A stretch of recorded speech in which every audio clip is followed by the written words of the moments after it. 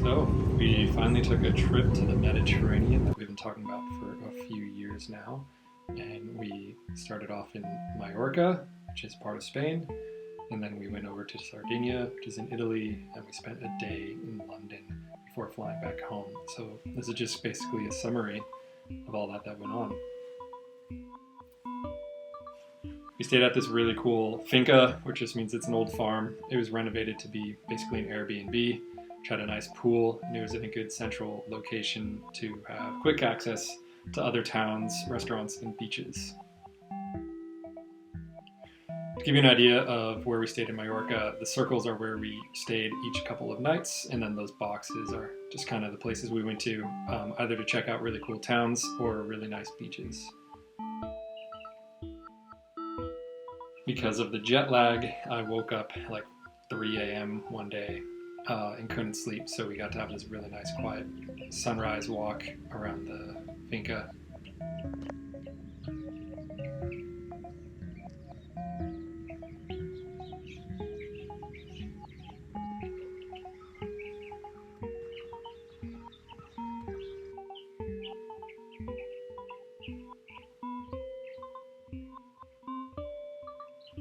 And then the next thing we did was basically look on maps, check out reviews on TripAdvisor, and try to find the best beaches that weren't too crowded.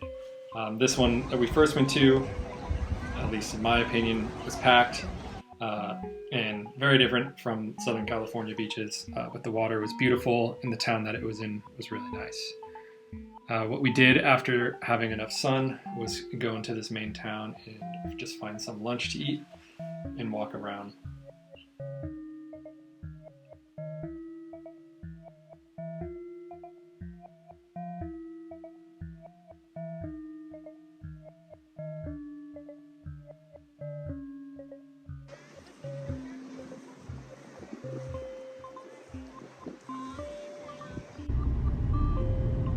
Wanted to give everyone an idea of what it was like driving around there. The roads are about one car width wide, and so if you're going down them and it's all blind turns because of these walls, sometimes you almost have a head-on collision with somebody and you have to back up until the next place widening to left. This was another beach we went to that was awesome. It's actually two different coves split out like in a Y shape with one channel, and it was part of like a bigger park of the island, so kind of a walk to get there, but that didn't deter all the crowds from being there. I loved it. As you could see here, it was just kind of perfect. It felt like a swimming pool, even though it was still part of the Mediterranean. By this point, I'd basically gotten used to how crowded the beaches were, and you just set your towel and backpack down right next to other people. After that, we went to this cool little town that had a really big natural marina in it. So we got lunch here, and this was a day where we were traveling from one place we were staying to the next. So we just were killing time before driving basically across the entire island over to Solier. We stopped at this high point, which was a mountain that had a church and some statues, and just checked that out and got the views.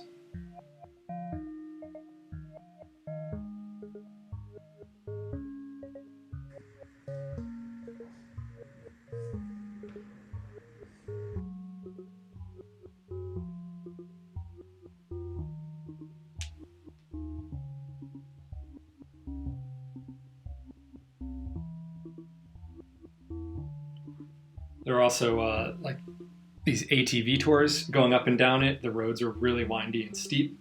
Couldn't imagine having to hike up it, but some people do for exercise. And then we got to Solier, which was maybe my favorite town. Very just old and European, very narrow roads. This really cool tram that went through that took you from this town down to the port.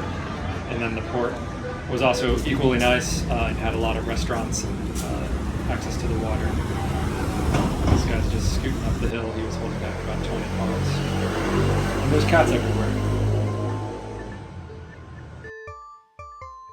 And this one actually reminded me a little bit of being in the mountains, so it felt a little bit like what it would be like if we were in the Alps or something like that.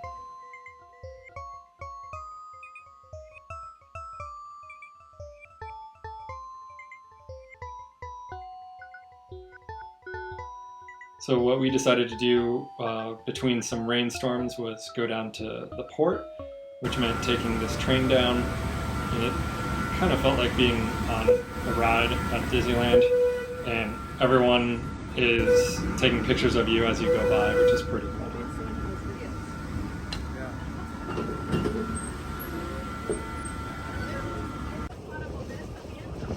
It was about a 15 or 20 minute ride down to the port, and it took you through some of this farmland in areas farther away, places that we'd never see if we didn't get to go on this cool little train ride. And then we arrived at the port. As you could see, the weather wasn't perfect that day. There were some rainstorms going through, but we weren't going to let it stop us. And then what we did was hike up to these restaurants in a hotel to have a drink and just catch the view of everything. The hills were really steep. The views were worth it.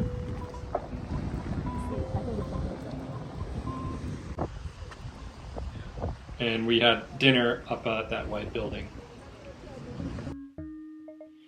And then when it was time to leave, we just got to take the train back.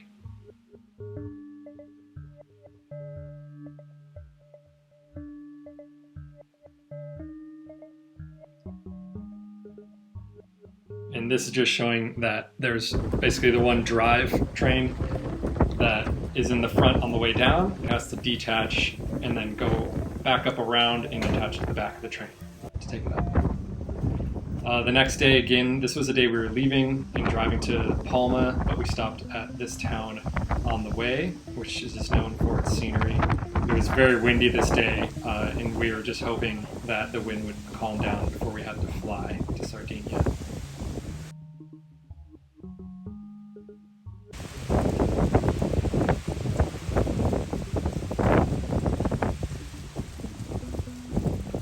So then we made it to Palma. Here's the famous church there.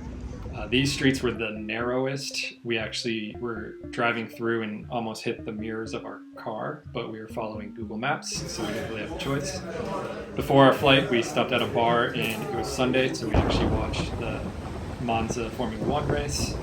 I had a couple of beers, and then we headed to the airport. And our flight was delayed about 2 hours. There's a contrast here when you're traveling in Europe versus in the US. When there's delays in Europe, people are pretty chill about it and they just kind of hang out. Where in the US, we noticed, everyone freaking out and complaining.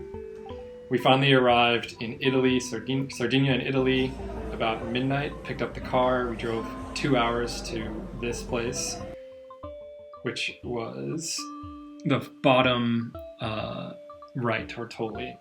Really awesome. It felt like being in the suburbs. It wasn't very touristy, and I don't think we saw other Americans there for the couple of days that we were there. So it was really nice. It's on the east side of the island, so there were waves. There was a lot of wind going on while we were there, but it didn't really affect us. We were still hoping to rent a dinghy in a couple of days and take it up and down the coast to these beaches that are only accessible by boat. And we were kind of just playing that by ear and hoping that we could go on the boat.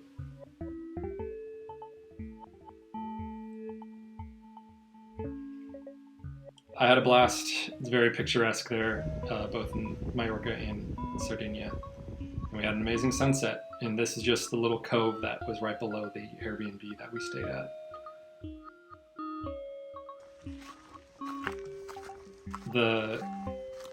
This day we were just trying to find some beaches to go to that would be protected from the strong winds. So this was downwind of the beach, basically facing directly south, that we hoped would protect us from the north winds.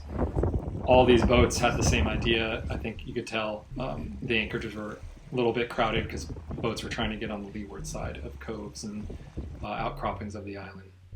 And we arrived at this place, which was essentially just one big house, and the daughter of the family that owns this house runs it as an Airbnb, and there was only a couple of other couples there the entire time, so it felt really nice and quiet and private. What I thought was amazing about this trip was seeing how all these small towns just kind of come to life at night around dinner time, which there's like 8 or 9 o'clock. The streets close and they have like street markets. What we had booked one day was taking a catamaran with about 8 other people up into some islands north of Sardinia, and I was having a blast because we cut right through the maxi yacht races that were going on that week. It was amazing to see how fast these were going, just plowing through the water, making no noise at all. The wind started to die down this day, which was good for us in our boat renting plan. And what we did was go to 3 different coves and anchor as part of that catamaran cruise. So the next day, we weren't allowed to do the original boat trip we wanted to do. So what we did was found just in the next town over, a place that rents boats and allows you to go to these various little islands. And it was actually like kind of a perfect alternative to the plan that we had. So we took the boat in the afternoon. The wind almost completely died and turned glassy, as you can see. And we just went and explored these islands. And all you had to do was come up, find a spot to drop your anchor, and turn off the engine, and then you could swim. You could swim into the beach and just hang out. We just brought some snacks and water, and it was a really chill way to spend our last full day here in Sardinia.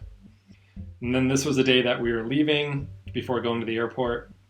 We stopped at another marina for lunch. I got to take some photos, and then we drove up to the airport to leave.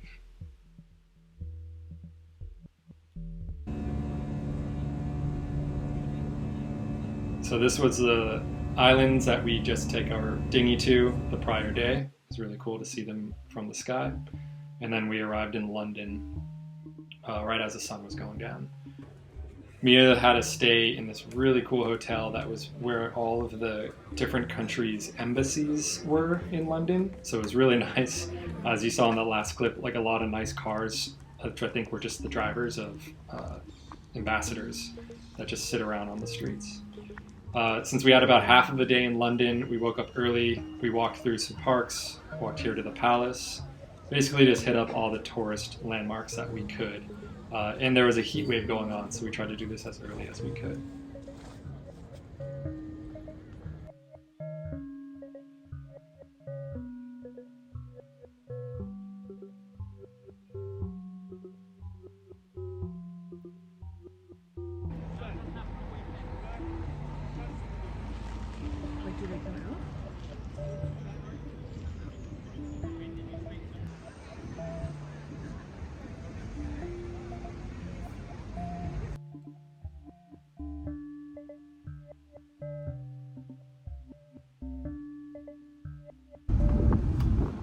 The taxi ride to the train station was wild. I had to use the chute handles and hold our bags there, but it was all good in the end.